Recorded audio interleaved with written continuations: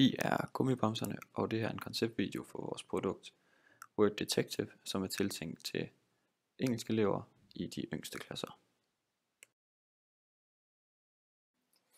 Formålet med spillet er at samle bogstaver gennem fysiske objekter og på den måde stave til et specifikt ord.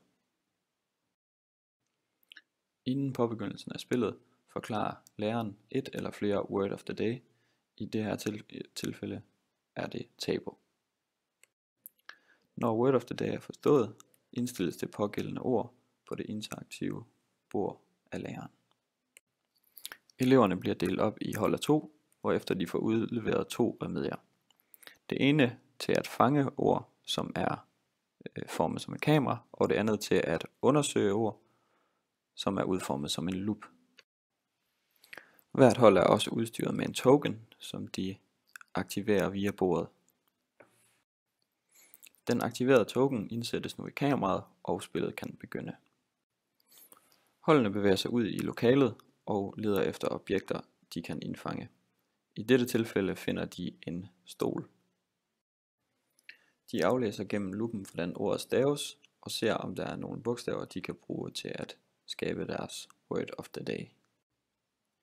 De mener, at der er bogstaver, der stemmer overens med deres word of the day, og derfor indfanger de ordet med kameraet.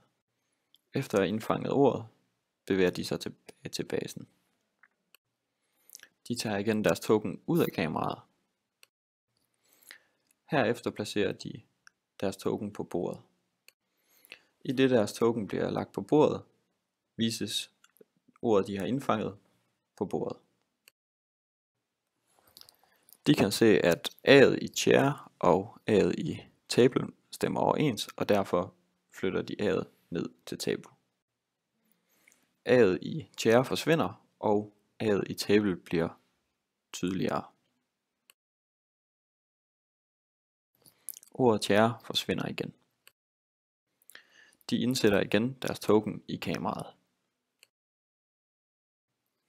Legen fortsætter på samme måde indtil hele ordet er stavet.